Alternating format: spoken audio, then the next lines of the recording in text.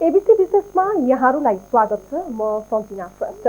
दर्शकवृन्द, कोरोनाको महामारीले यतिखेर विश्वकै हरेक व्यक्ति स्वास्थ्यका हिसाबले, आर्थिक हिसाबले होस् या सामाजिक हिसाबले सबै क्षेत्रमा उत्तिकै ठुलो असर परेको छ।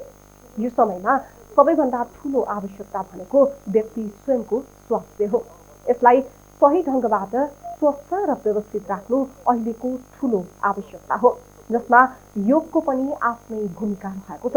योगलाई व्यक्तिको शारीरिक, मानसिक र सामाजिक स्वास्थ्यमा सकारात्मक प्रभाव पारेर निरोगी राख्ने विधिका रूपमा समेत विश्व स्वास्थ्य संगठनको दक्षिण पूर्वी एसिया शाखाको समेत आफ्नै व्याख्या रहेको छ। आजको एबिसी विशेषमा हामी अहिलेको महामारीलाई योगले कसरी सम्बोधन गर्छ, नजिकबाट बुझ्नुपर्दा योग के हो, कोरोना संक्रमणबाट बच्नका लागि योगको महत्त्वका विषयमा कुराकानी गर्नेछौँ। यसका लागि आज हामीसँग जोडिनु भएको छ योग प्रशिक्षक सुरेन्द्र रिमाल। उहाँको योग एवं ध्यानमा विगत 15 वर्षदेखिको राम्रो अनुभव पनि रहेको छ। यहाँलाई स्वागत छ कार्यक्रममा। धन्यवाद सञ्जना जी, धन्यवाद। सर्वप्रथम एउटा प्रश्न, मान्छेले योगा बढी भनिरहेका छन्, केही विद्वानहरूले योग भन्छन्, खास योग हो कि योगा? हामीले यो जति पनि अहिले बजारमा अथवा हामीले चाहिँ योगको चाहिँ संसारमा हामीले योग भनेर प्रचलनमा भन्नुपर्ने, यसको एकदमै योगको प्रारम्भ चाहिँ संस्कृत भाषाबाट आएको मानिन्छ। त्यसैले हामीले योग भन्ने गरेका छौँ र अहिलेको जुन अवस्थामा चाहिँ यो पश्चिमतिरबाट बढी चर्चा भएको, पश्चिमी मिडियाहरूबाट र पश्चिमी संसारबाट बढी चर्चा हुँदाखेरि चाहिँ योगा भन्ने गरिन्छ र अलिकति त्यो पश्चिममा प्रभाव पनि परेको देखिन्छ। तर वास्तवमा चाहिँ हामीले योगा होइन, योग भन्नु आवश्यक छ र योग भन्नुपर्छ। शुद्ध रूपमा भन्दाखेरि चाहिँ यसको उच्चारण योग नै भन्नुपर्छ। योग मात्रै के हो? कर्म योग, ज्ञान योग, ध्यान योग, विभिन्न पाठहरू छन्। योग केमा पर्छ?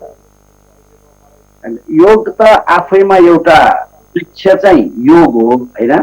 वृक्ष जुन योग भनेको चाहिँ एउटा समग्रमा आफैमा योग हो, पूर्ण रूपमा भन्नु चाहिँ योग हो।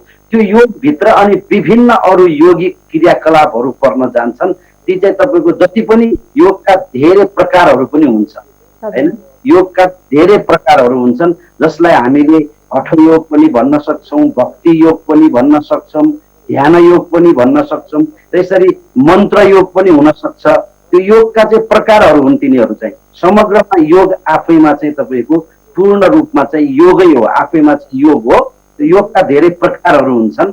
त्यो कुनबाट तपाईँ जाने, कुनबाट आनन्दमा पुग्ने, कुनबाट तपाईँ चाहिँ मुक्तिमा अथवा समाधिमा पुग्ने, आनन्दको परम आनन्दमा पुग्ने भन्ने कुरा चाहिँ हजुरको रोजाइको विषय हो। हजुर, योग साधन हो कि साध्य हो?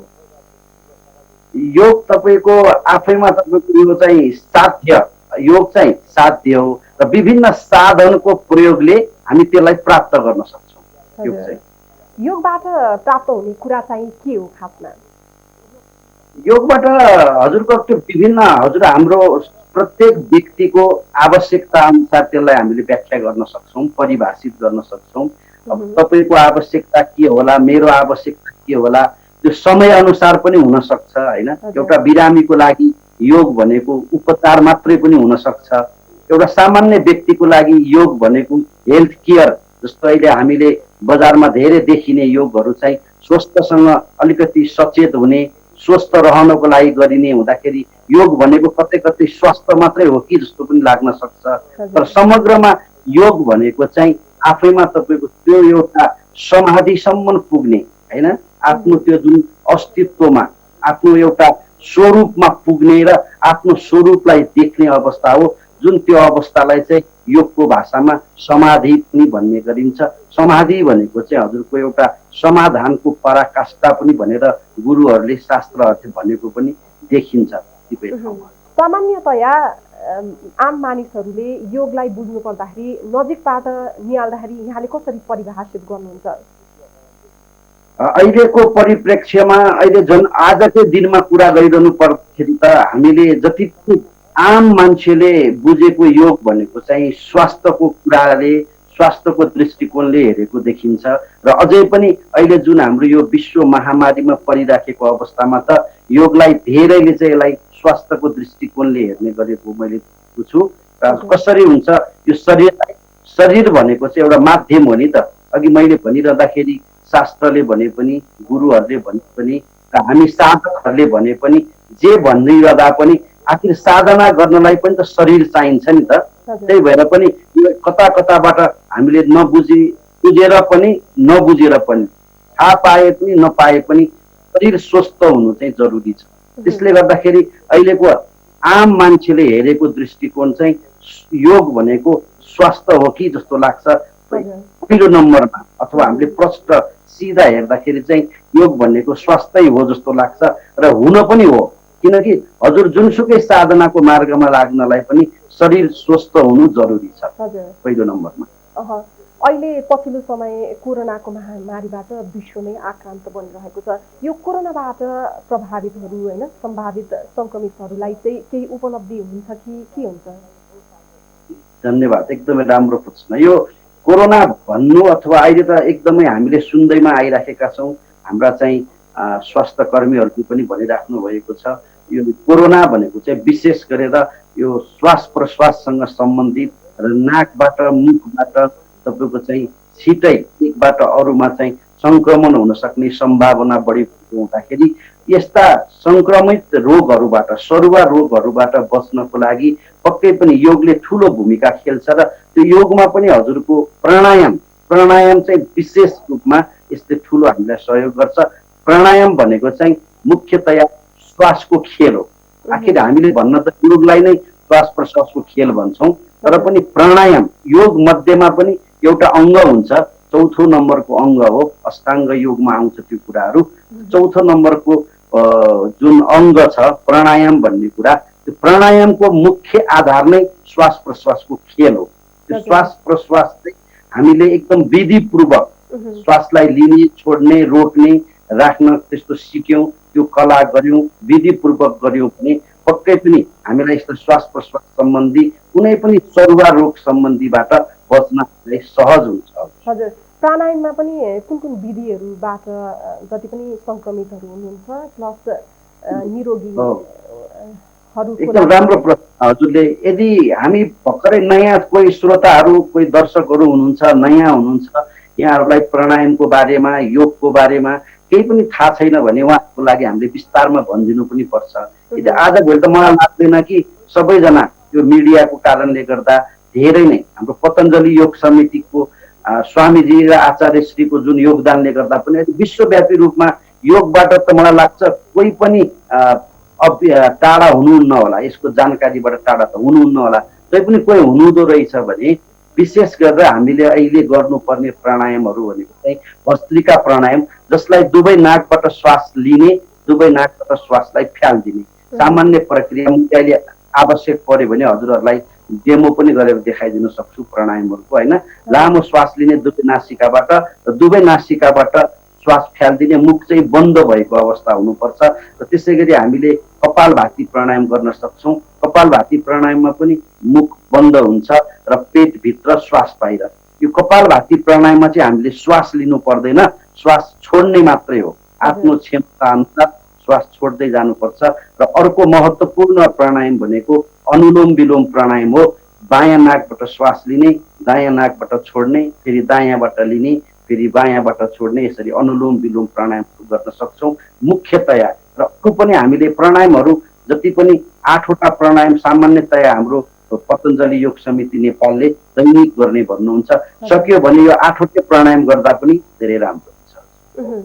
कोरोना संक्रमितहरू जति पनि अहिले होम आइसोलेसनमा बसिराख्नु भएको छ, उहाँहरूले अझ के कुराहरू ध्यान दिनुपर्छ योगमा? एकदमै योगमा त हामीले सामान्यतया अब कतिको शरीरमा आफूलाई एकदमै मैले सुनेको यो म अनुभव चाहिँ अहिले छैन, भगवानको कृपाले त्यो अनुभव चाहिँ गर्न पाएको छैन। नपरोस् पनि कसैले पनि यो अनुभव गर्नु नपरोस् कोरोना।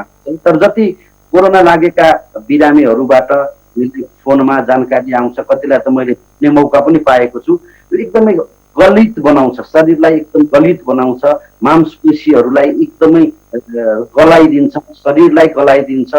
अनि शरीरमा ज्वरो पनि एकदम 100 भन्दा बढी आउने, 102 103 सम्म ज्वरो आएर एकदम शरीर थकित भएको अवस्था हुन्छ। त्यस्तो धेरै थाकेको बेलामा चाहिँ हजुर हामीले कतिपय अभ्यासहरू गर्न पनि सकिँदैनौँ होला। त्यतिखेर चाहिँ मात्र हामीले घोप्टो परेर बस्ने, घोप्टो परेर श्वास फेर्न गाह्रो भयो भने हामीलाई लाग्छ उत्तानो पर्दा सजिलो होला कि जस्तो लाग्छ, होइन। घोप्टो परेर बस्ने, अझै सकिन्छ भने घाँटीमा, पेटमा र तपाईँको घुँडा र गोलीगाँठोको बिचमा पनि तकिया, 3 ठाउँमा तकिया राखेर हामी घोप्टो परेर बस्यौँ भने पनि श्वास फेर्नलाई अलिकति सजिलोको अनुभूति हुन्छ। यदि हामी त्यति गाह्रो अवस्थामा छैनौँ भने चाहिँ हजुर हामीले सामान्यतया योगिक जगिङ भन्छौँ हामीले योगको भाषामा, सामान्य योगिक जगिङहरू, व्यायामहरू गर्ने, सामान्य व्यायाम गर्ने, सूर्य नमस्कार गर्ने, अनि हामीले प्राणायामहरू गर्ने, सामान्य आसनहरू हुन्छन्। तपाईँ हामीले पेटको बलले गर्ने, ढाडका बलले गर्ने सामान्य एउटा आसनहरू हुन्छन्। ती आसनहरू गऱ्यौँ भने पनि धेरै लाभ हुन्छ। हजुर, सामान्यतया अहिले धेरै व्यक्तिहरूमा सङ्क्रमित धेरै छन्, होइन, नेपालकै कुरा गर्नुपर्दाखेरि पनि। अनि त्यसमा पनि एक प्रकारको सबैमा त्रास छ कोरोनाको, र त्यसले गर्दाखेरि मानिसहरू थोरै डिप्रेसनतिर पनि गइरहेका छन्। त्यस्ता खालका हुन्छ नि व्यक्तिहरूको लागि चाहिँ के कुराहरू गर्न जरुरी छ? एकदम राम्रो, हजुरले पक्कै पनि म के भन्छु भने यति राम्रो कुरा छ। अब हामीले एउटा के बुझ्नुपर्छ भने सञ्जनाजी, मलाई लाग्छ हामी प्राकृतिक रूपमा हिँड्न छोडेर हामी अप्राकृतिक हुन थाल्यौँ। हामी बिहानदेखि बेलुकासम्म हाम्रो खाने, बस्ने, उठ्ने, सुत्ने यी हरेक दिनचर्या भन्छौँ नि हामी, यी दिनचर्याहरूमा हामीले चाहिँ थोरै आधुनिकताको नाममा र हामी पश्चिमा संस्कृतिको नाममा हामीले परिवर्तन गर्दै गर्दै आउँदाखेरिमा नै मलाई लाग्छ यस्तो भयावह अवस्थामा आइपुगेको हो कि जस्तो लाग्छ। त्यसैले यस्ता कुराहरूबाट बच्नको लागि चाहिँ हामीले पक्कै पनि प्राकृतिक हुनुपर्छ। हाम्रो उठ्ने, सुत्ने, खाने कुराहरूदेखि लिएर हरेक दैनिक दिनचर्यामा हामी प्राकृतिक हुने प्रयत्न गर्नुपर्छ। हेर्नुहोस्, र सामान्यतया अहिले अक्सिजनको पनि धेरै अभाव भएको सुनिन्छ। त्यो अक्सिजनको अभावको पनि हामीले के परिपूर्ति गर्न सक्छौँ भने हामी जो कहिले घरमा हुनुहुन्छ, लकडाउनले घरमा बसिराख्नु भएको छ, उहाँहरूले एकदमै फ्रीमा पाउने, सरल रूपमा पाउने त्यो जुन हामीले चाहिँ प्राणायामहरू, होइन, हामीले शरीरमा प्राणायामहरू मार्फत अक्सिजनको लेभल पनि बढाउन सक्छौँ। यो हाम्रो चाहिँ योगमा एकदमै वैज्ञानिक रूपमा प्रमाणित भइसकेको छ। हजुर, यो एकछिनमै तपाईँ हामीले अनुलोम विलोम प्राणायाम गर्दा गर्दै हाम्रो अक्सिजनको मात्रा बढिदिन्छ।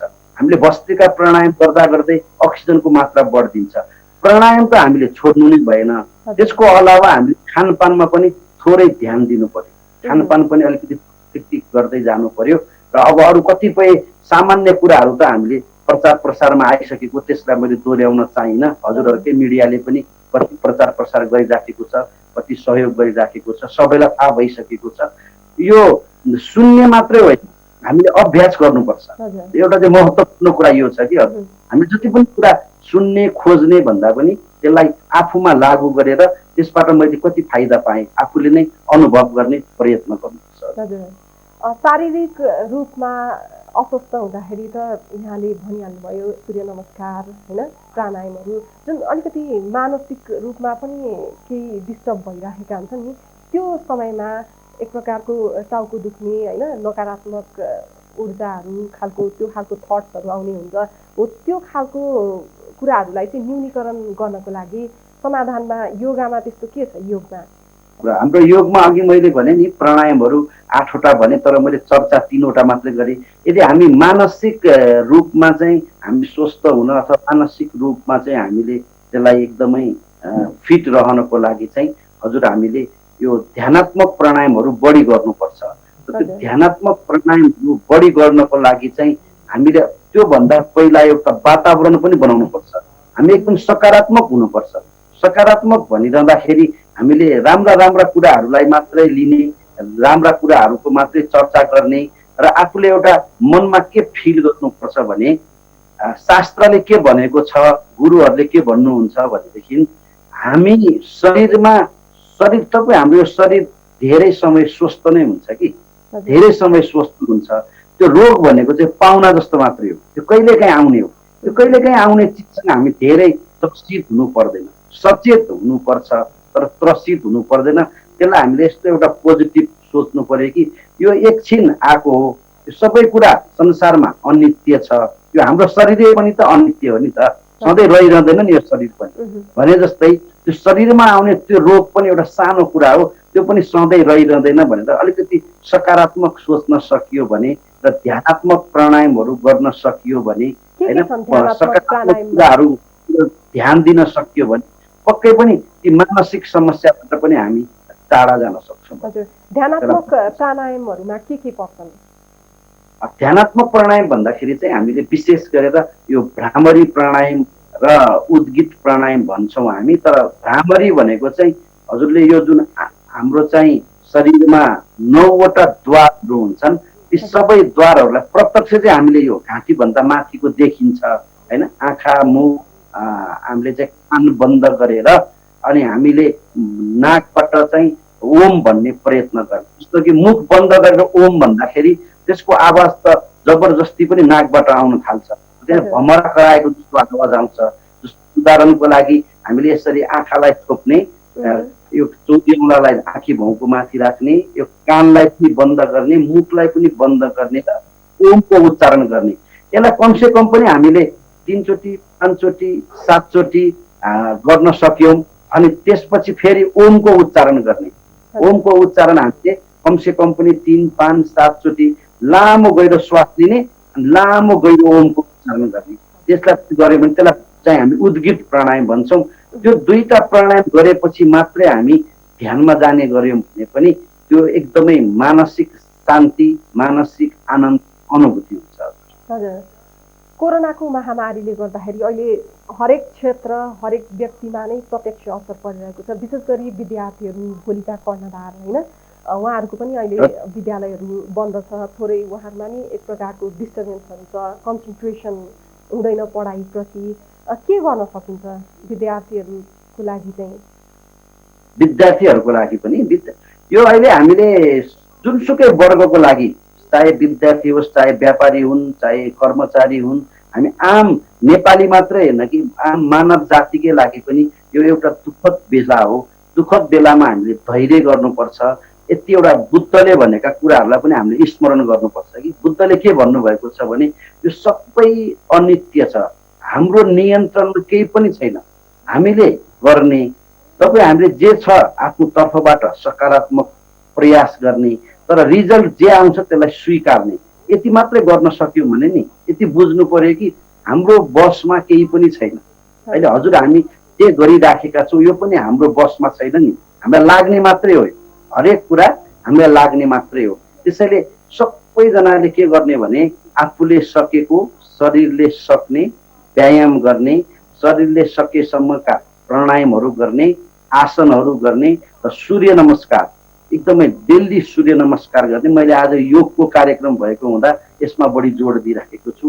अनि अध्ययन अध्यापनमा पनि हामी सकारात्मक कुरातिर जाने, पोजिटिभ रिजल्टहरू मात्रै हेर्ने, पोजिटिभ कुराहरूलाई मात्रै पढ्ने सुन्ने गऱ्यौँ भने त्यसले पक्कै पनि हामीलाई एकदमै सहज बनाउँछ। र यो मलाई लाग्छ धेरै दिन अडिँदैन। यस्ता जति पनि विपत्तिहरू छन्, यस्ता नराम्रा क्षणहरू छन्, त्यो धेरै दिन टिक्दैन।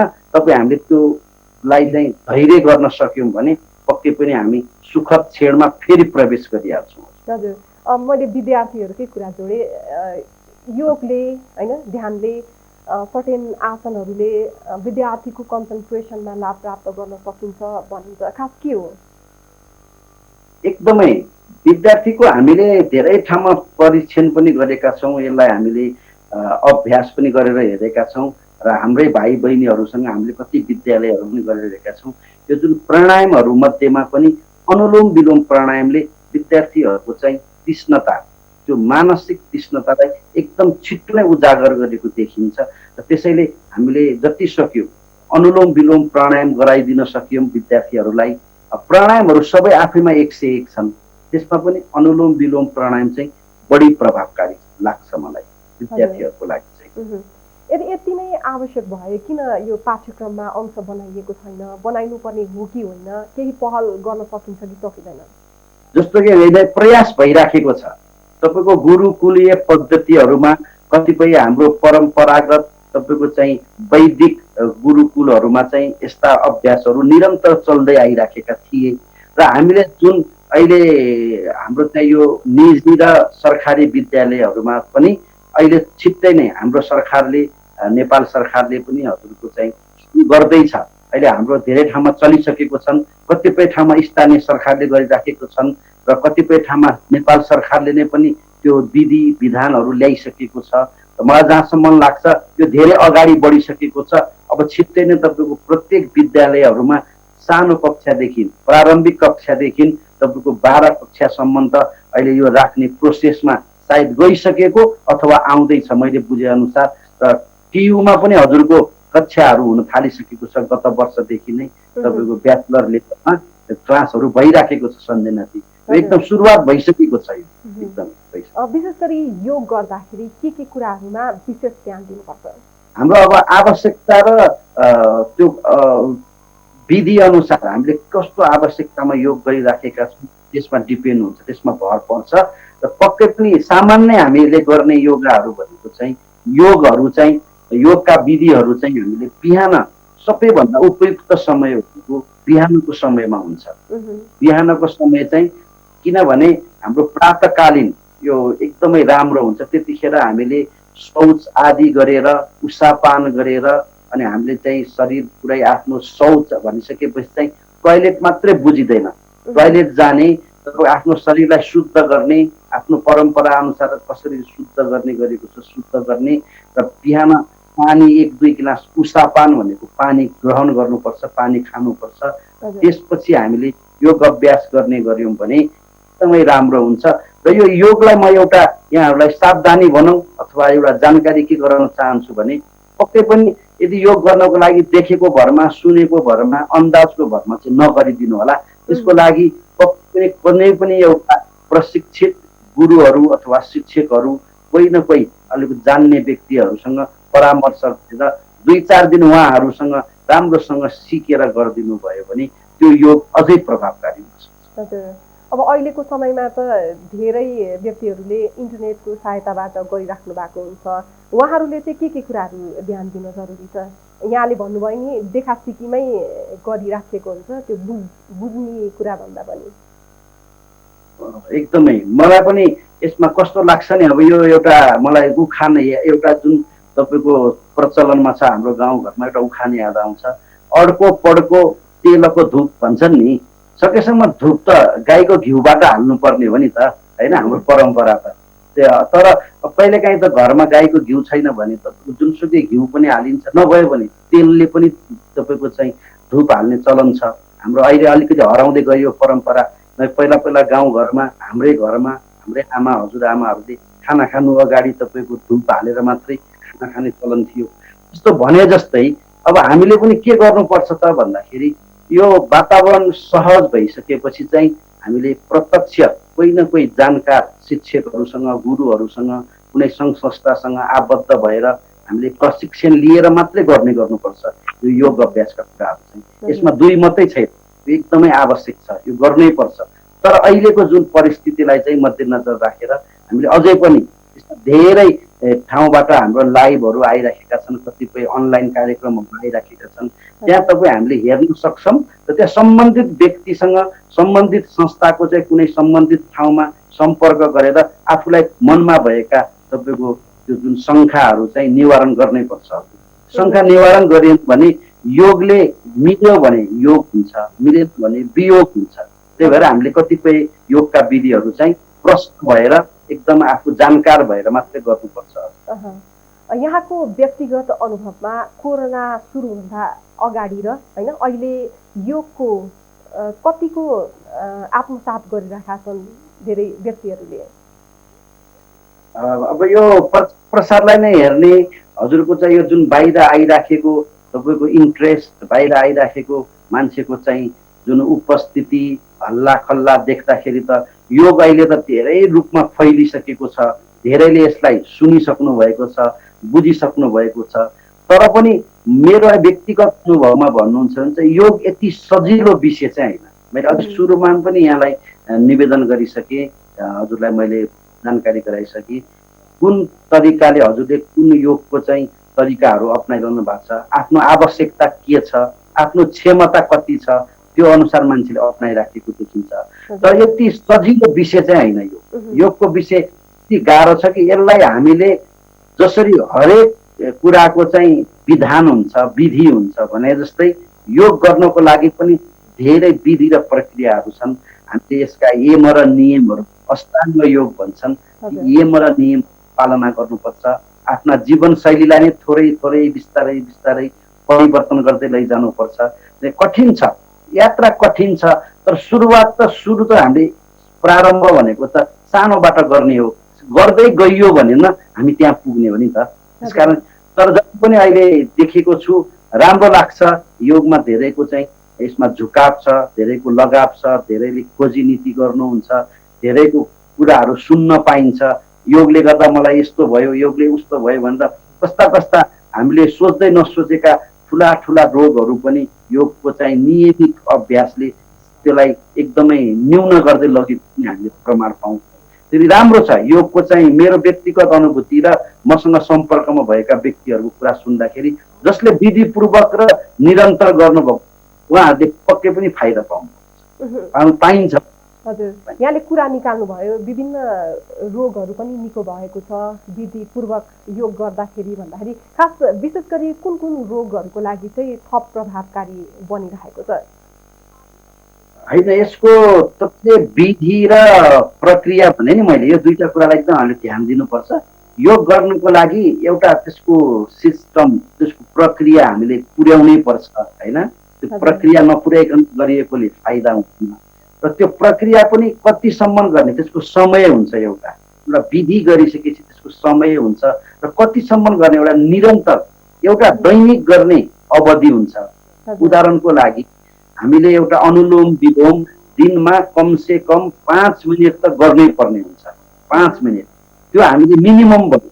अथवा हाम्रो रोग विशेषको अनुसार त्यसलाई 10 मिनट, 15 मिनट, आधी घन्टा, 1 घन्टा पनि गर्न सक्छौँ। र त्यो दिनको विधि भयो भने अनि निरन्तर भनेको चाहिँ हजुर हामीले अब जीवन पर्यन्त त्यसलाई चाहिँ अप्नाइराख्नु पर्ने अनि मात्र हामी लाभ पाउन सक्छौँ। रोगकै कुरा गर्नुहुन्छ भने त हाम्रै सम्पर्कमा आउनुभएका धेरै साथीहरूले प्रेसरका औषधिहरू छोड्नु भएको छ, सुगरका औषधिहरू छोड्नु भएको छ, आँखाबाट चस्मा निकाल्नु भएको छ होइन। धेरै धेरै सामान्य अब ठुला ठुला रोगहरू पनि जस्तो कि यो महिलाहरूको पाठेघरमा भएका सिस्टहरू, त्यो मासु पलाउने समस्याहरू, कतिपय हाम्रा दाजुभाइ दिदीबहिनीहरूको मस्तिष्कमा भएका सिस्टहरू, त्यो मासु पलाउने रोगहरू, यस्तो त सामान्यतया अनुलोम विलोम र कपालभाती अनि सामान्य तपाईँको चाहिँ यो सूक्ष्म व्यायाम भन्छौँ हामीले, पुतली आसनहरूले गरेर मात्रै पनि हामीले पाठेघर सम्बन्धी कति समस्या कम भयो, त्यो हाम्रो प्रत्यक्ष अनुभव छ। हजुर, यो अनुलोम विलोमकै कुरा गर्दाखेरि थोरै डेमो गरेर देखाइदिनुहुन्छ? टेलिभिजन हेरेर बस्नुभएको जसलाई मैले देखेर एकदमै अनुलोम विलोम प्राणायाम चाहिँ हाम्रो सबैले गर्न मिल्ने र जतिखेर पनि गर्न मिल्ने। यसलाई खाली पेटको पनि आवश्यकता पर्दैन हजुर, हामीले जुनसुकै ठाउँमा। तर एउटा ध्यान चाहिँ के दिनुपर्छ भने प्राणायामहरू गर्दाखेरि हामी स्थिर बसेर ढाड कम्मर गर्दन सिधा राखेर बस्ने प्रयत्न गर्नुपर्छ। त्यो चाहिँ हुनै पर्छ। जबसम्म ढाड कम्मर गर्दन सिधा हुँदैन तब श्वास प्रश्वास पुरै अङ्गभरि सञ्चालन हुन पाउँदैन। त्यसैले हाम्रो पहिलो हजुरहरूलाई मैले सावधानी भने स्थिर बस्ने, ढाड कम्मर गर्दन सिधा राखेर बस्ने। अनि सकेसम्म हजुरको यो प्राण मुद्रा भन्छ। अहिले हामीले सबभन्दा हामीले जति अक्सिजनको कुरा गरिरहेको छौँ, जे भनिराखेका छौँ नि, यी सबै अक्सिजन भनेको नै श्वास हो, श्वास भनेको नै प्राण हो होइन। यो शरीरमा प्राणको कम भयो भने न हामीलाई गाह्रो हुने हो। त्यो प्राणको कमी हुनु भनेको अक्सिजनको कमी हुने हो। त्यो अक्सिजन मात्रा बढाउनको लागि पनि यो प्राण मुद्रा भनेको कान्छी औँला र साइले औँला, रिङ फिङ्गर र तपाईँको एकदम यो कान्छी औँलालाई यो बुढी औँलाको टुप्पामा यसरी जोड्ने, चोरी औँला र माझी औँला यसरी सिधा राख्ने, यसरी यो देब्रे हातलाई देब्रे घुँडामा राख्ने होइन। अनि दाहिने हातमा पनि हामीले त्यही बनाउने, त्यसलाई प्राण मुद्रा भन्छ। यो प्राण मुद्रा लगाउनु भने धेरै सजिलो। नयाँ साथीहरूको लागि, नयाँ हाम्रो चाहिँ साधकहरूको लागि यो एकदमै राम्रो हुन्छ। किनकि यसरी हात गल्न पर्दैन। यसरी हामीले वायु मुद्रामा गऱ्यौँ भने चाहिँ हात गल्न सक्छ। त्यसरी यो प्राण मुद्रा लगाएर अनि बायाँ नासिकाबाट श्वास लिने, दायाँ नासिकालाई बन्द गर्ने, यसरी अनि बायाँबाट लिने। जति सक्नुहुन्छ आफ्नो क्षमताले भ्याउने जति गर्ने, बढी गर्नुपर्छ जबरजस्ती गर्नुपर्छ भन्ने छैन। एकदम योगलाई सहज योग भनिन्छ। सहज भनेको तपाईँलाई जति सहिलो एकदम सामान्य हुन्छ त्यो सामान्य अवस्थाबाट बढाउँदै बढाउँदै जान्ने हो। क्षमता बढ्दै जान्छ। सुरुमा हामीले अप्ठ्यारो नमानिकन जुन आफ्नो क्षमता छ त्यही अनुसार गर्ने। यसरी हामीले बायाँबाट श्वास लिने अनि बायाँलाई बन्द गर्ने, दायाँबाट फ्याल्दिने, फेरि दायाँबाट लिने, फेरि बायाँबाट फ्याल्दिने। एवं रीतले हामीले यसरी कन्टिन्यू गर्दै जाने, यसलाई गर्दै जाने, नरोकिकन गर्दै जाने। जति समय गर्न सक्नुहुन्छ यही एउटा अनुलोम विलोम प्राणायामले मात्र पनि तपाईँ हामीलाई धेरै रोगहरूमा फाइदा हुन सक्छ। आचार्य श्रीकै यदि शब्दलाई सापट लिने हो भने, आचार्य बालकृष्णको शब्दलाई सापट लिने हो भने हामीले यो अनुलोम विलोम प्राणायाम जति पनि हाम्रो शारीरिक मानसिक हाम्रो शरीरको बाहिर भित्र जति पनि समस्याहरू छन् नि सबैको लागि एकदमै अति आवश्यक र जुनसुकै रोगमा पनि गर्न मिल्ने एउटा प्राणायाम हो अनुलोम विलोम प्राणायाम। हामी लगभग कार्यक्रमको अन्त्यतिर पनि आइसकेका छौँ। योगलाई हामी सबैजनाले आफ्नो जीवनशैली कसरी बनाउने, होइन, जति पनि अहिले कोरोनाकै कारणले सङ्क्रमित प्लस सङ्क्रमित नहुनु भएका व्यक्तिहरूलाई के भन्न चाहनुहुन्छ? यो सङ्क्रमित भएकालाई नभएकालाई तपाईँ सबैलाई मैले के भन्छु भने यो योग चाहिँ तपाईँ हामीले कुनै एलोपेथी औषधि जस्तो हाम्रो भोक लागेको बेलामा खाएको खाजा जस्तो यो योगलाई नसम्झिदिनु होला। हामी अप्ठ्यारो परेको बेलामा त्यसलाई गर्ने अनि अप्ठ्यारो अलिकति सहज भएपछि छोडिदिने, त्यसले झन् तपाईँ हामीलाई समस्या ल्याउँछ कि। यो योगबाट धेरै मान्छेहरूले फाइदा नपाएको कारणै यही हो। हामीले के सोध्छौँ यो भोक लागेको बेलामा खाने खाजा मात्रै होइन, तपाईँलाई मन लागेको बेलामा गर्ने यो रमाइलोको साधन मात्रै होइन। योग भनेको के हो? लाइफ स्टाइल, हजुरले भन्नु जीवनशैली हो नि। यसलाई अब हामीले यस्तो अपनाउनु पर्छ कि बिहान उठेपछि हामीले बरु अरू कुरा गर्न बिर्सियोस्, योग गर्न चाहिँ बिर्सिनु भएन। यसको अवधि हाम्रो आवश्यकता अनुसार तपाईँ हाम्रो फुर्सद अनुसार जति मिनटको पनि हामीले प्याकेज बनाउन सक्छौँ। 15 मिनटभन्दा माथिको हामीले जति पनि प्याकेज बनाउन सक्छौँ। 15 मिनट, आधी घन्टा, 1 घन्टा, 2 घन्टा, 3 घन्टा, कति समय छ बिहान बेलुका हजुरले जति पनि आफ्नो आवश्यकता र आफ्नो फुर्सद अनुसार यसको एउटा प्याकेज बनाउन सक्नुहुन्छ। त्यस्तो कुनै आफ्नो छेउछाउमा अथवा कोही परिचय भएका त्यस्तो सम्बन्धित योगका चाहिँ प्रशिक्षकहरूसँग, योगको चाहिँ व्यक्तित्व, योगी व्यक्तित्वहरूसँग सम्पर्क गरेर हजुरले आफूलाई आवश्यक पर्ने प्याकेज बनाउनुहोस् र यसलाई निरन्तर गर्दै जानुहोस्। हामीले कहिले पनि छोड्नु हुँदैन। बरु हामीले खाना एक छाक छोड्यौँ भने त्यो फास्टिङ हुन सक्छ। एक दिन बरु हामीले अफिस गएनौँ भने त्यो लिभ बिदा हुन सक्छ। तर योगबाट चाहिँ हामीले कहिले पनि बिदा लिनु हुँदैन। यसलाई निरन्तर गर्दै जानुपर्छ। पक्कै पनि तपाईँ मात्रै होइन, म मात्रै होइन, यो संसारमा हरेक तपाईँको व्यक्ति चाहिँ स्वस्थ हुन सक्छ। योग गर्नुपर्छ। गरिरहनु भएकोले निरन्तर गरिदिनु होला, नगर्नु भएकोले आजबाट गरिदिनु होला। त्यस्तो केही अप्ठ्यारो पर्यो भने आफ्नो नजिकको चिन्जानको योगका व्यक्तिहरूसँग सम्पर्क गर्नु होला। कोही पाउनु भएन भने हामीसँग पनि सम्पर्क गर्न सक्नुहुन्छ। हामीसँग मसँग पनि सम्पर्क गर्नुभयो भने यहाँहरू सबैलाई सहयोग गर्ने वाचा गर्छु, प्रण गर्छु। समय र संवादको लागि यहाँलाई धेरै धेरै धन्यवाद। धन्यवाद हजुरलाई पनि र हजुरको यो जुन च्यानल आजको जुन समाचारको लागि मलाई यो समय दिनुको लागि हजुरको सम्पूर्ण यो संस्थाप्रति नै म आभार व्यक्त गर्छु र विशेष गरेर हाम्रो सञ्जनाजीलाई धेरै धेरै साधुवाद ओमको नमन गर्छु। धन्यवाद। दर्शकवृन्द, विश्व स्वास्थ्य सङ्गठन WHO को दक्षिण पूर्वी एसिया शाखाले योग सबै उमेरका मानिसले गर्न सक्ने बताउँदै बालबालिकाले सातामा 60 मिनट र वयस्कले 150 मिनट योग गर्दा नसर्ने रोगबाट टाढा रहन सकिने जनाएको छ। योग गर्नु भनेको व्यक्ति स्वयंले आफ्नो मानसिक, शारीरिक एवं सामाजिक स्वास्थ्यको हेरचाह एवं सकारात्मक ऊर्जा प्राप्त गर्नु हो। त्यसकारण पनि योगलाई हामीले हाम्रो जीवनशैली बनाउनु आवश्यक छ। आजका लागि म लगायत हाम्रो सम्पूर्ण युनिटलाई बिदा दिनुहोस्। ABC न्युज हेर्दै गर्नुहोला। नमस्कार।